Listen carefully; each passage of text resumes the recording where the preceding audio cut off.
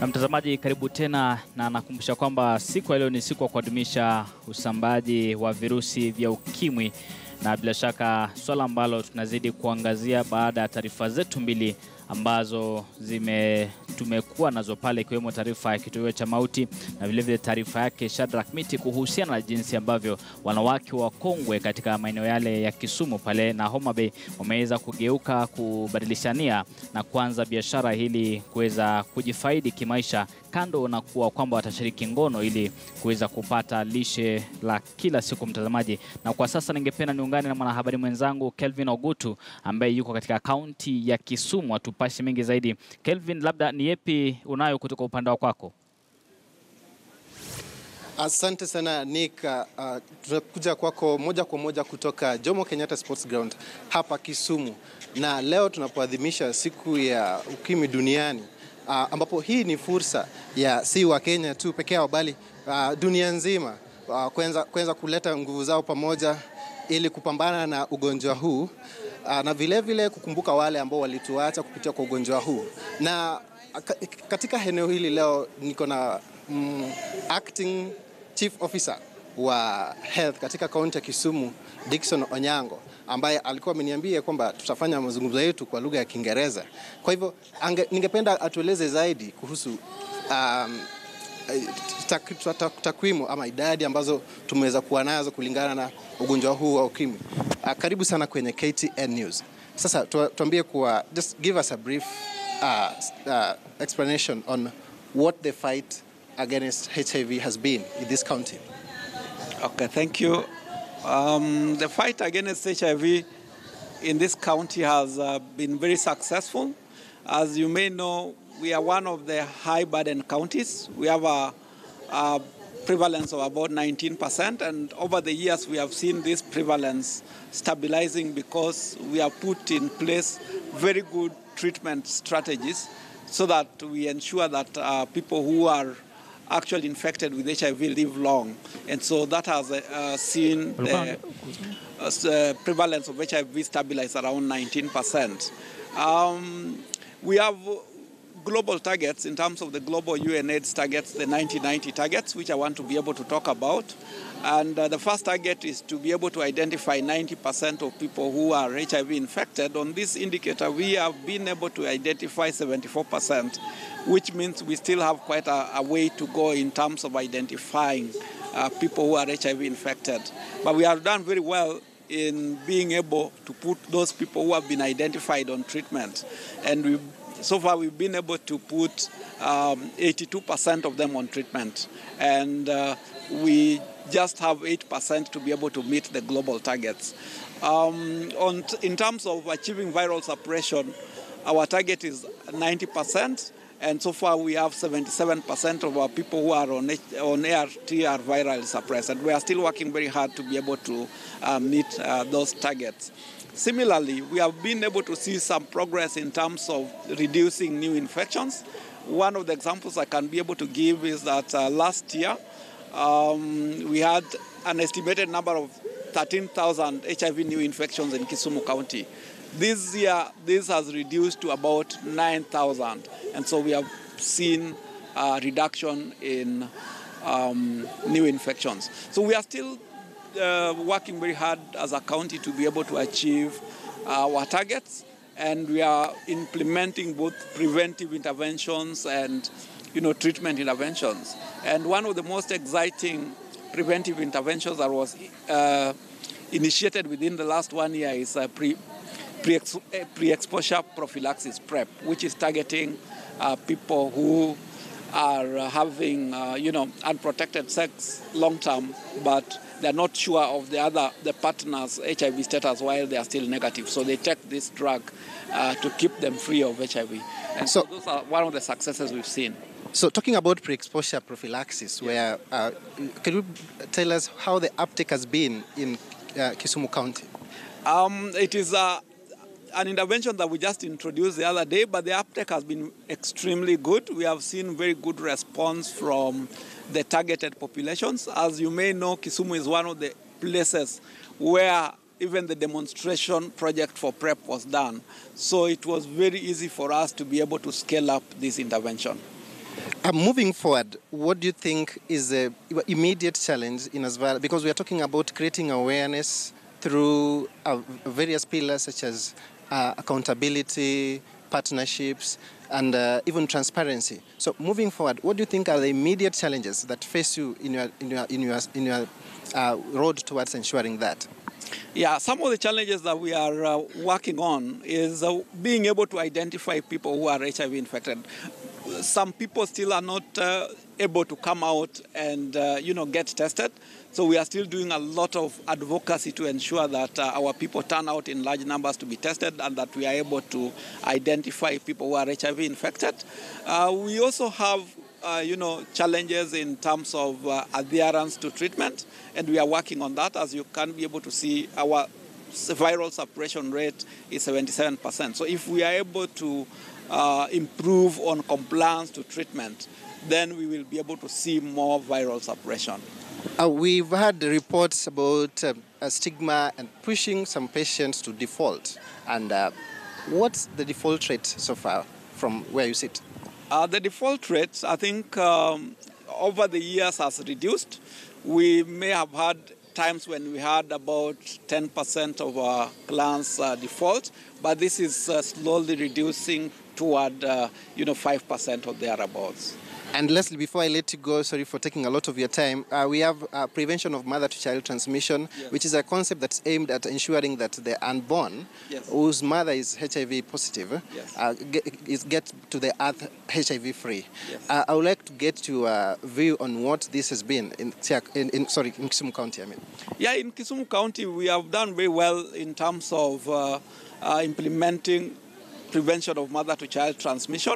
I think historically, from around 2014, we introduced full heart, a mother who is pregnant and has, HIV, then gets initiated on full antiretroviral therapy and is maintained on that for life. And so over the years, we have seen the rate of mother-to-child transmission of HIV reducing from a high of around the 20%, and now we are below 10%. And we hope that we will be able to achieve elimination of mother-to-child transmission in a couple of months. Okay, thank you very much, Dickson. So Nick Wambua, huyo ni Dickson Onyango, Acting Chief Officer, samahani, wa kaunti ya Kisumu. Labda ikiwa ungekuwa na swali jingine, niko tayari kujibu. Naam, asante sana bwana Kevin, ukuwa katika kaunti ya Kisumu. Unapozungumzia hili swala, bila shaka zidi kutupa jicho, na tutakuwa tunarudi kwako baadaye utupashe mengi zaidi, Kelvin. Mtazamaji, siku ya leo wasomi kutoka kaunti ya Meru, ama wasomi wa jamii ya Meru, wamekutana katika hoteli moja hapa jijini Nairobi, na wakati huo wakamuunga Rais Uhuru Kenyatta kwamba wanamuunga mkono kuhakikisha kwamba taifa la Kenya linarudi katika njia yake ya amani. Vile vile, mtazamaji, wameweza kuangazia masuala tofauti ya siasa hapa nchini. Hebu tuwasikize. In the name of the spirit of freedom of expression, thought and association, as enshrined in our Constitution, we, the Meru professionals from Meru and the Tharaka-Nithi counties, wish to state as follows, following the official re-election of President Uhuru Muigai Kenyatta on 28th of November 2017 to lead Kenya for another term of 5 years. We congratulate him and his deputy for this great honor by the Kenyan people. We have no doubt in our minds that he will be a president for all Kenyans, and that in the spirit of Jubilee government, no Kenyan will be left behind in this socio-economic agenda. We want to thank him for appointing one of our own, Professor Jacob Kaimenyi, as a cabinet secretary in 2 key ministries of education and lands during the president's first term in office. 3, we are satisfied with the work Professor Kaimenyi has done at the Ministry of Lands and Physical Planning. under his watch and supervision of the President, the Ministry of Lands and Physical Planning has achieved the following. 1. Fulfilled the Jubilee pledge of processing 3 million title deeds before the end of 2017. 2. Dissolved land control boards in April 2016 so as to restructure them and inject freshness in the delivery of service.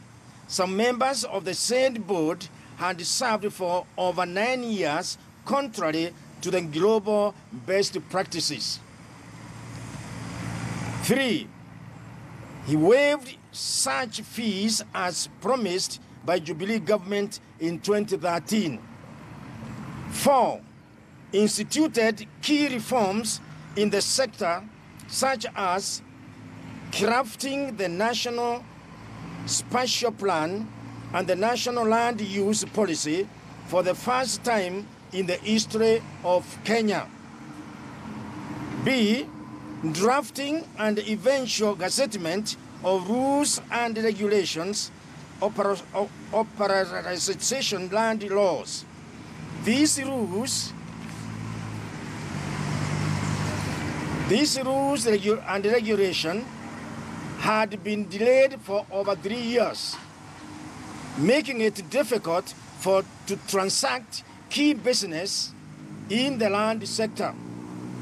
Number 5, improved and strengthened the working relationship between the Minister of Lands and the National Land Commission with a view to fostering teamwork in service delivery in the entire land sector. Number 4, Professor Kaimenyi spearheaded the mobilization of the Meru to overwhelmingly vote for the Honorable Uhuru Kenyatta during the 8th August 2017 general elections and during the 26th October 2017 fresh presidential elections. Through Professor Kaimenyi leadership, Meru raised their own funds to support this important exercise. We therefore appreciate the fact that it is the prerogative of the President to appoint his cabinet. As he performed this key national duty, we would appreciate the reappointment of Professor Kaimenyi if the President finds it necessary and appropriate to honor the Meru with another cabinet slot or principal secretary. We shall also appreciate it in a very big way. It will be indeed a privilege to the Meru people to have this happen. Hopefully, such a honor and privilege will be accorded to genuine and consistent supporters of Jubilee government and with a proven track record. Number 6, we appeal therefore to all Kenyans to focus on building our nation.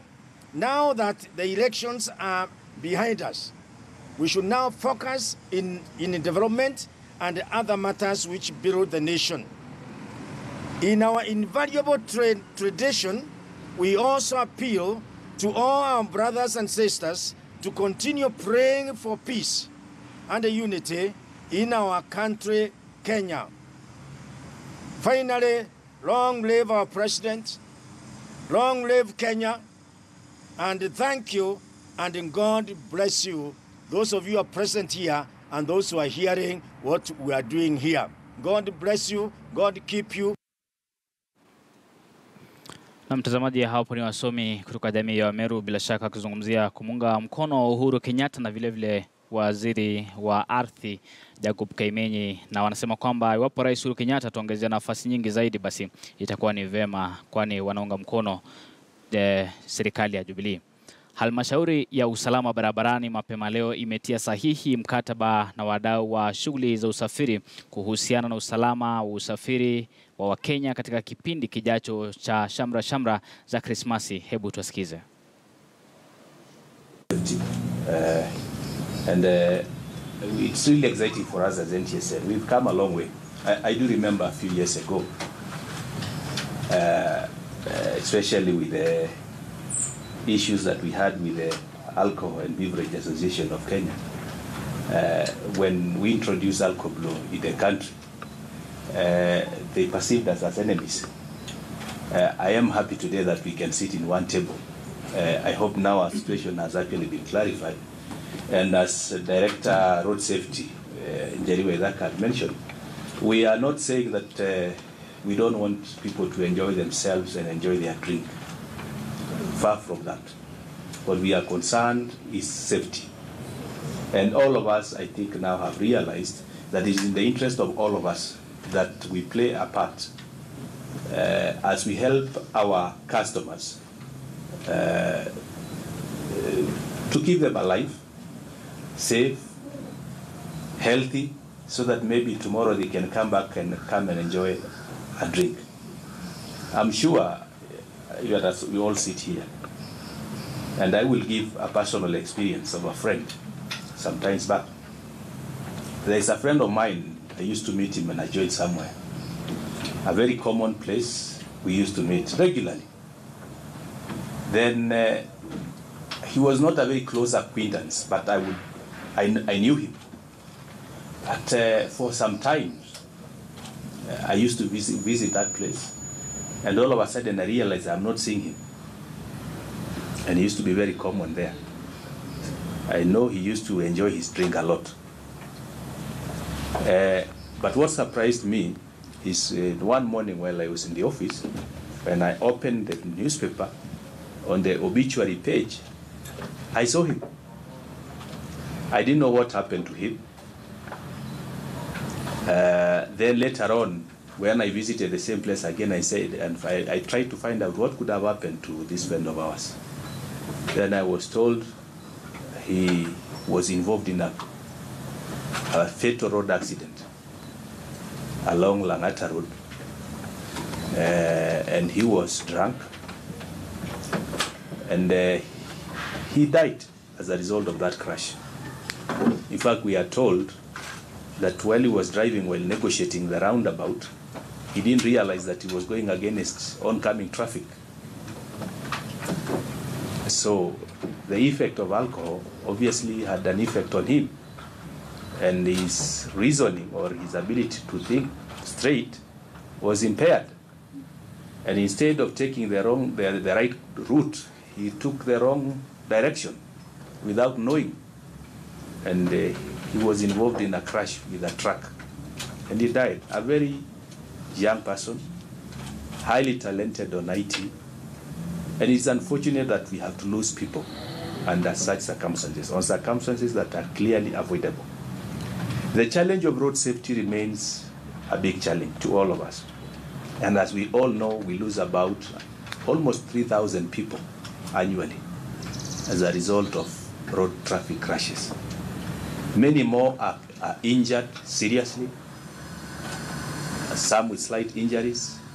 But obviously the impact of this scourge is serious, and it's big, it's massive. And the unfortunate thing is that 91% from the statistics that we have actually attribute majority of these crashes to human behavior. Issues that can easily be avoided if all of us were to take responsibility, a higher responsibility on the highways. And obviously one of them being the issue of drink driving. The other unfortunate bit is that majority of those who are affected by this scourge are between the age of 20 and 24 and 44 years. Majority of us will fall in that category. So it robs the country of the most productive class or group of people. These are the most active people. They are the most energetic group, and that is a segment that we are losing majority. So we want to appeal to all of us. And again, these are the people who are very happy going to the pubs, enjoying, they want to have their life. It isn't good. But let's not expose ourselves to unnecessary risk that we can avoid. But I'm sure working with our partners, we can change this scenario. And globally, 25% of road fatal accidents are actually as a result of drink driving. We have not refined as NTSA our data to try and classify and say to what extent or what is the percentage of those who are dying on our roads as a result of drink driving. But I can tell you, definitely it's going to be above the global average. So it should be definitely higher than 25% of the total fatal accidents. As we move forward, that is an area that we'll be working very closely to try and refine that data. We've come a long way. Previously, we didn't even know how many, we just knew that X number of people have died this year. We didn't know where, we didn't know what category. We are refining our data, and actually we are moving in the right direction. And I think that's one of the areas that we'll be focusing even into the future, to try and work with other agencies like hospitals and the police, for that matter, to try and see what is the percentage, what is the contribution of drink driving on these fatal road accidents. So, ladies and gentlemen, as NTSA, we will continue to partner with all the people who are involved. And it's not just actually the issue of drivers that is a challenge. You find even in the recent past, border riders, quite a number of them have been arrested while they are seriously drunk. I remember last week there was a case that was reported around, what is the name of this police station next to the university? Central Police Station. And the alcohol level is unbelievable. Now with even the stability of motorcycle, how are you able to control? How are you able to navigate even in this traffic in Nairobi? The other challenge is people who walk on the road, staggering on our highways while drunk. And I think that is also one of the things that as NTSA during these festivals we should be enforcing. Those who are inconveniencing other motorists on our highways, we don't just apprehend the driver that is drunk.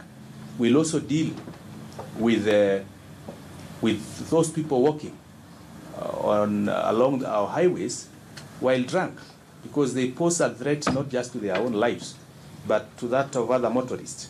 So we'll be working with all partners to try and ensure that these things happen. So for us, we are happy. And again, the various taxi companies that are with us today, we really want to thank you, because you have provided an alternative, cheaper means of transport. And really, there is absolutely no reason why any one of us today should choose to drink and drive. The rates at which actually are being charged is something all of us who can afford to have a drink should afford. And therefore, there is absolutely no reason why you will opt to drink and drive. Many opportunities are now available. You can either designate a friend who will be drinking water as you drink alcohol, or maybe a soda for that matter, non-alcoholic. But should you find that the company that you are in, all of them want to enjoy themselves, then there are alternatives. You call a taxi today, and it will come to where you are and drops you at your destination. That is something we must embrace, all of us. And that is why this partnership is very important. And to all other partners, I'm sure you will also be very keen that you want to continue having these patrons visiting your place. You must mind about their welfare. And if you mind about their welfare, don't allow them to leave your premises staggering out. Really, if you care about them, you should also be mindful about their welfare. How are they going home after they've enjoyed themselves?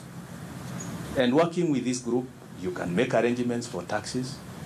You can have drivers to drop them when they are not able to. And if that happens, and actually should you be the people actually encouraging them to use alternative means if they are not able to drive because they are drunk, the message is going to resonate better with your patrons, as opposed to NTSA waiting for you at the highway. It is not something that we like doing.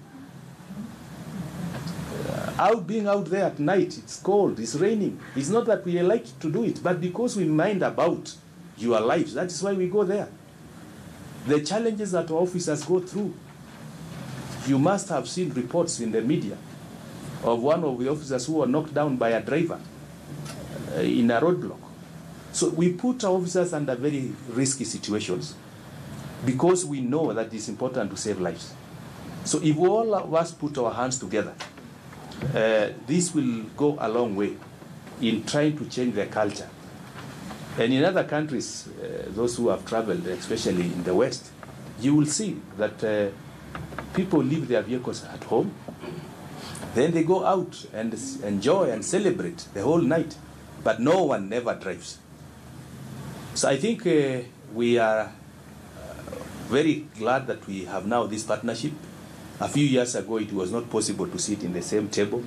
We used to meet in courts, yeah, or in TV stations debating this issue. But I think this is the way to go. Working together is very important. Sure.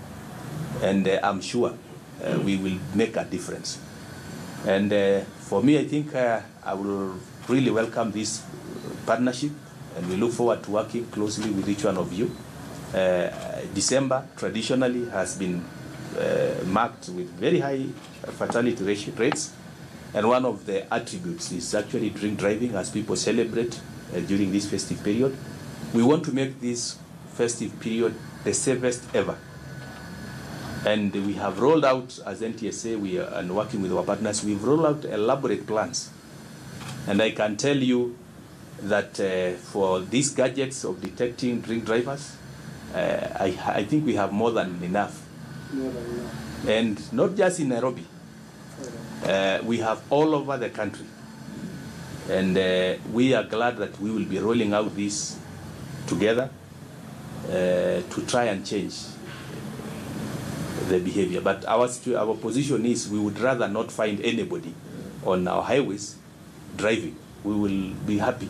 We'll be happier. But for as long as we have those who want to disobey the law, then we shall be there. And maybe more importantly also on this, we have improved also our IT systems. And one of the things that we are doing now, if you are caught drink driving, your license is booked, and anybody who will be looking or referencing your driving license can clearly say, on this date, so and so, driving license number XYZ has been caught drink driving. And actually, with the amendments of the law, that qualifies you to lose your driving license. And now our systems are ready. We are going to implement that so that these people who are not willing to obey the law can be kept out of our highways. It's in their own interest and the interest of other motorists who use the same roads. So I think we want to caution everyone that we will be out there watching out, and we pray that sense prevails and that majority of the people will agree to abide by the law by refusing to drink and drive. Other risk factors like speeding are serious. You find specifically the private motorist. Because of this Christmas and festive period rush, everybody is trying to move at very high speeds. The highways get congested, and therefore, at the slightest opportunity, you want to overtake a convoy of vehicles. That's when you end up with a head-on collision. We will be out there to patrol highways to ensure that those kind of drivers are apprehended. The issue of pedestrians also is a big problem. Actually, 40% of the problems are pedestrians. The way we cross our roads, it's very unfortunate. You find people crossing even without checking and seeing what is there at road. And small things like visibility. If you look at majority of the people who are being killed in urban areas, Nairobi being one of them, people are being killed because they are not visible. They are in dark clothing, it is dark at night, and maybe some of them are also too dark. They are not visible. So a small issue like a reflective material that you'll be wearing in can save your life. So we want to encourage and educate the public to also be aware of some of these small things that we don't think are serious, but can go a long way in reducing the numbers that I have mentioned. So without taking so much time, I want to thank all our partners for having agreed to partner with us, and we shall walk this journey together. When are we starting, Jerry? Tonight. So tonight we'll be there, and we'll be visible, not just in Nairobi, all over the country. And may I take also this opportunity to wish you all a very happy Christmas and happy New Year, and we look forward to seeing you next year when all of us will be alive and safe. Thank you very much.